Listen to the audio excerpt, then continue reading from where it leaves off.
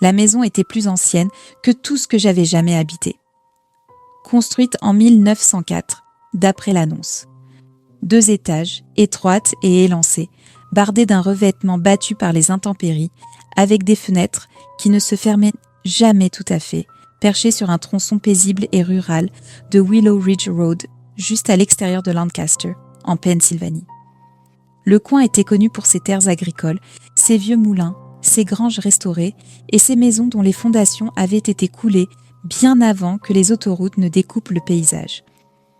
Ma famille voulait quelque chose qui ait une histoire, quelque chose de solide, fait pour durer. Une vieille maison paraissait romantique, en théorie.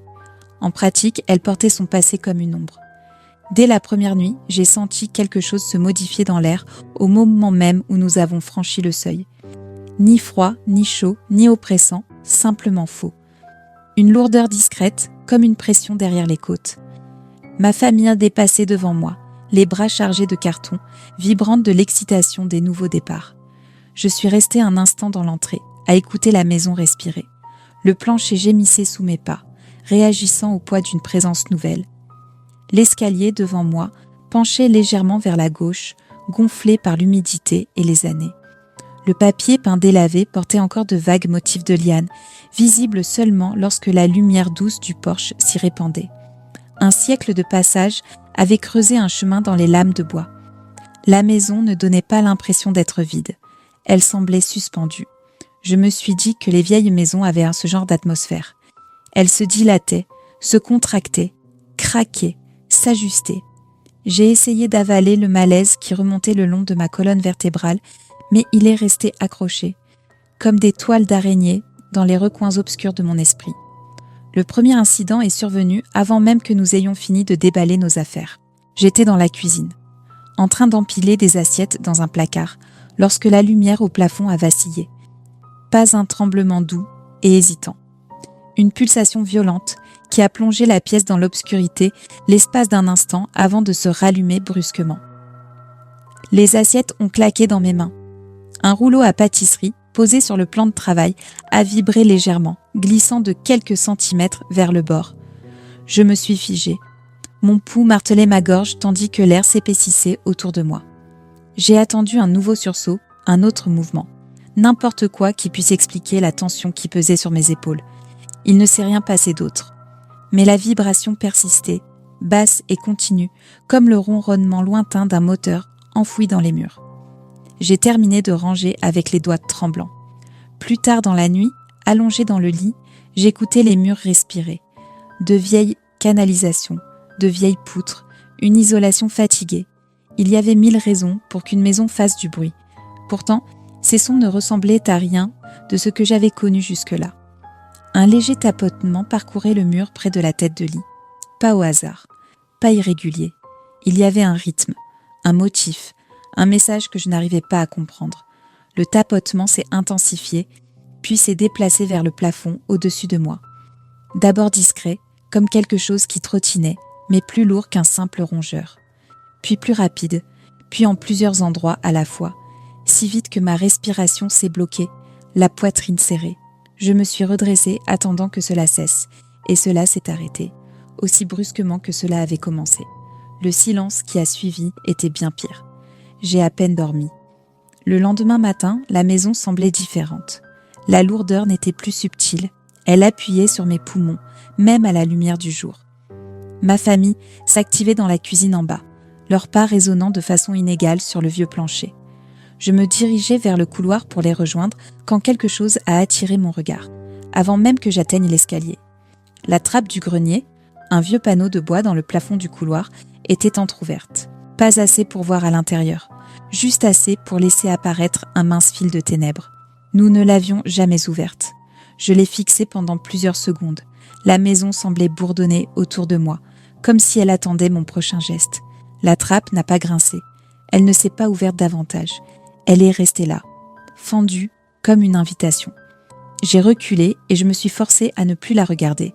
Le reste de la journée s'est écoulé dans un flou de ménage et de meubles déplacés.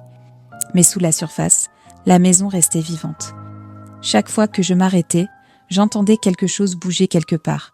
des lames de bois qui travaillaient, des chocs étouffés dans des coins éloignés, des frottements discrets sur des surfaces anciennes. Ce soir-là, alors que le soleil déclinait et que les ombres s'allongèrent sur le sol, la maison a pris une respiration plus sombre. J'étais dans le salon, en train d'ajuster un cadre au mur, lorsque quelque chose a bougé derrière moi.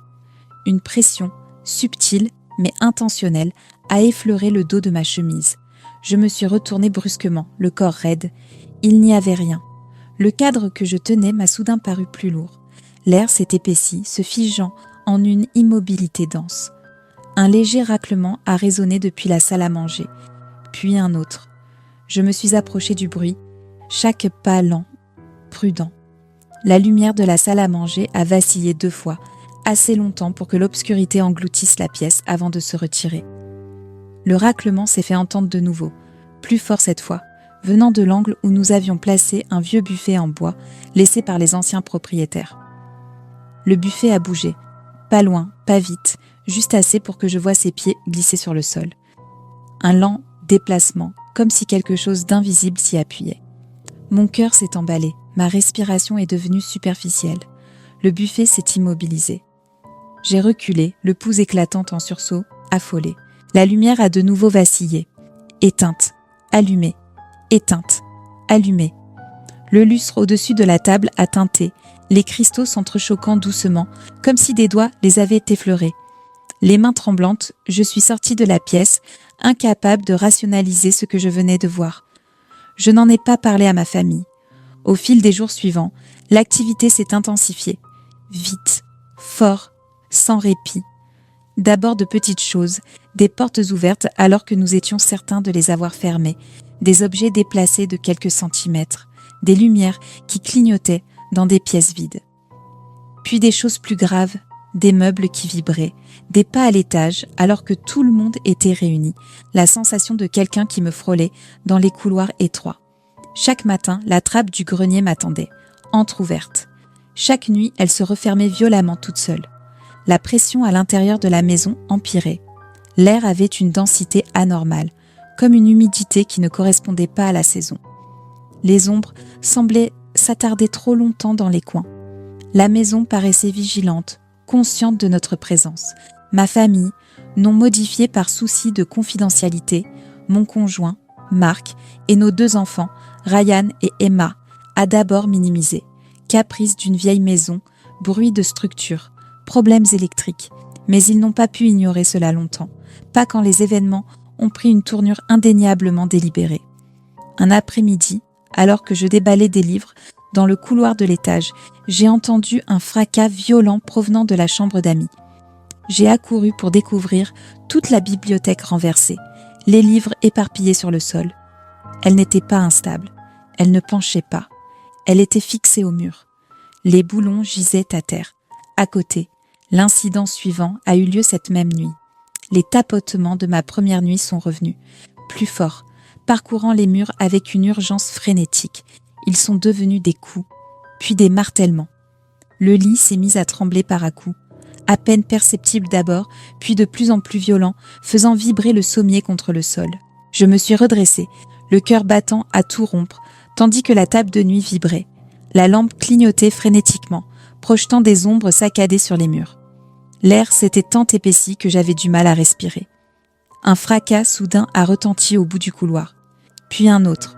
Je suis sortie, les jambes tremblantes. La trappe du grenier était désormais grande ouverte, l'obscurité se déversant dans le couloir, comme de l'encre. L'air sous l'ouverture pulsait d'une pression glacée. Les coups dans les murs se sont intensifiés, à gauche, à droite, au-dessus, au-dessous, comme si quelque chose tournait en cercle à toute vitesse à l'intérieur de la maison. Le plancher ancien se pliait sous mes pieds, gémissant sous un poids invisible. Un cadre a été projeté hors du mur. Projeté, pas tombé. Il a traversé le couloir et s'est fracassé contre le mur opposé dans un craquement violent. J'ai trébuché en arrière, manquant de tomber. Ma respiration était incontrôlable. La lumière du couloir a vacillé. Puis la porte de la salle de bain a claqué. Puis celle de la chambre des enfants. Puis celle de ma chambre. Les bruits résonnaient dans mon crâne. La maison vibrait autour de moi, les murs bourdonnant de pression et de mouvement. Quelque chose est passé derrière moi. ou à travers moi, je n'ai pas su dire. Une bouffée de froid m'a frappé la colonne vertébrale. Je me suis adossée au mur du fond, les paumes plaquées contre le papier peint qui s'écaillait. La trappe du grenier s'est refermée avec une telle violence que la poussière est tombée du plafond. Tout est redevenu immobile. Je me suis laissée glisser le long du mur, la poitrine en feu, les mains secouées de tremblements incontrôlables. Je suis restée là jusqu'à ce que la lourdeur de l'air s'allège suffisamment pour me permettre de me relever. Le lendemain matin, toute la famille a admis que quelque chose n'allait pas. Personne n'a décrit précisément ce qu'il avait vécu, mais leurs visages livides parlaient d'eux-mêmes. La semaine suivante s'est transformée en une succession floue d'événements de plus en plus violents. Un matin, les placards de la cuisine ont explosé en s'ouvrant, tordant leurs charnières. Des verres ont été projetés hors des étagères, éclatant sur le plan de travail. Un lourd saladier en céramique a glissé sur l'îlot avant de s'écraser au sol. Une nuit, le canapé du salon s'est mis à vibrer sur place, comme si quelque chose en dessous luttait pour remonter à la surface. À plusieurs reprises, des pas ont traversé le couloir de l'étage en courant alors que tout le monde se trouvait en bas. Un après-midi, la porte du sous-sol s'est mise à vibrer violemment sur ses gonds, secouée par un rythme rapide qui ne correspondait à rien de naturel. Lorsque j'ai posé la main dessus, quelque chose a frappé de l'autre côté, assez fort pour me faire reculer le bras. La trappe du grenier poursuivait son rituel absurde, ouverte chaque matin, fermée chaque nuit, quoi que nous fassions. Mais le moment qui m'a brisé est survenu en plein jour. Je pliais du linge dans le couloir du 2e étage lorsqu'une vibration sourde et profonde a roulé sous les lames du plancher. Les murs ont tremblé légèrement. J'ai senti l'air se comprimer à nouveau, appuyant contre ma poitrine. La vibration s'est amplifiée. La trappe du grenier s'est ouverte d'un coup, non pas lentement mais violemment, claquant contre le plafond avec une force telle qu'un nuage de poussière est retombé. Une bouffée d'air glacé s'est engouffrée. Les lumières ont vacillé. Une ombre, quelque chose de plus sombre que l'obscurité du grenier, a bougé juste au bord de l'ouverture. Pas une silhouette, pas une forme, simplement un mouvement là où il n'aurait pas dû y en avoir. Chaque instinct en moi hurlait de fuir. La température du couloir a chuté si brutalement que ma respiration est devenue visible. Le froid s'est enfoncé dans ma peau comme des mains de glace. Derrière moi, toutes les portes du couloir ont claqué les unes après les autres, dans des détonations rapides et violentes. J'ai reculé en titubant, le linge glissant de mes mains. L'échelle du grenier, jusque-là repliée, s'est déployée à moitié toute seule avant de s'arrêter net dans un sursaut. J'ai dévalé l'escalier. Lorsque j'ai atteint le bas, la maison est redevenue silencieuse. Un silence épais, lourd, attentif. Je suis restée dans l'entrée, tremblant, les poumons en feu. Nous aurions dû partir ce jour-là, prendre chacun un sac et nous réfugier à l'hôtel. Mais le déni est puissant. Déménager est épuisant. Et l'idée d'abandonner la maison, pour laquelle nous avions économisé pendant des années, nous semblait impensable. Nous nous sommes promis d'appeler des inspecteurs, des électriciens, des entrepreneurs, n'importe qui capable de fournir une explication qui ne nous obligerait pas à admettre qu'une présence invisible partageait notre toit. Aucune explication n'est devenue. Les électriciens n'ont trouvé aucun défaut. L'entrepreneur n'a relevé aucun problème structurel. Le plombier n'a décelé ni fuite, ni anomalie de pression, ni canalisation défaillante. L'activité a continué. Des objets glissaient sur les surfaces, sans élan. Les lumières clignotaient selon des motifs trop intentionnels pour être fortuits. Des portes se verrouillaient de l'intérieur sans que personne ne les touche. Des rafales d'air froid me frôlaient dans des pièces vides. Certaines nuits, les coups dans les murs devenaient si violents qu'on aurait dit quelqu'un courant de pièce en pièce à l'intérieur même du placo-plâtre. La pression montait, s'épaississait, jusqu'à m'arracher des larmes. Chaque matin, la trappe du grenier nous attendait, toujours entr'ouverte. Chaque nuit, elle claquait. Notre famille a fini par éviter complètement l'étage. Nous dormions sur les canapés, sur des sacs de couchage, à même le sol, n'importe où sauf dans les chambres. La maison s'assombrissait un peu plus chaque jour, même sous le soleil. Les ombres s'accrochaient, les angles semblaient plus profonds, l'air n'a plus jamais retrouvé sa normalité. Et enfin, il y a 2 nuits, le pire est arrivé. Je me suis réveillée au bruit de quelque chose traînant sur le sol de la chambre principale, juste au-dessus de moi. Lourd, lent, délibéré. quelque chose que l'on tirait ou transportait sur le bois. Je suis restée immobile, à écouter. Le raclement s'est rapproché, puis il s'est arrêté juste au-dessus de l'endroit où j'étais allongée. L'air s'est épaissi, mon cœur battait à tout rompre, le plafond a craqué, puis quelque chose a heurté le sol avec violence, un choc sourd qui a fait tomber de la poussière des poutres, puis un autre, puis des coups rapides, parcourant la pièce au-dessus de moi par saccades frénétiques. Je me suis redressée d'un bond. Les coups se sont arrêtés net. La trappe du grenier, à l'étage, a claqué en s'ouvrant. Une poussière blanche est tombée entre les lames du plancher. Les tasses sur la table basse ont tremblé. Puis, des pas, lents, lourds, descendant l'escalier. J'entendais chaque marche, chaque pas enfonçant son poids dans le bois ancien. Je ne pouvais pas bouger. Les pas se sont arrêtés en bas de l'escalier, juste hors de mon champ de vision. L'air est devenu si froid que ma respiration s'est figée dans ma gorge. Puis, rien. Seulement ce silence atroce, suspendu. Je suis restée pétrifiée près d'1 heure avant que la maison ne desserre enfin son emprise sur l'air. La lourdeur s'est dissipée, pas complètement, mais assez pour me permettre de respirer. Ce matin, la maison est calme, presque trop calme. La trappe du grenier, bien sûr, est de nouveau entr'ouverte. La pression dans les murs ressemble à un animal endormi, prêt à se réveiller. Je suis assise ici, les mains tremblantes en tapant ces mots, sans savoir ce qui se passe dans cette maison, ni ce qu'elle attend de nous. Alors je pose la question, est-ce que quelqu'un a la moindre idée de ce que nous vivons, ou de la façon d'y mettre fin avant que la situation n'empire ?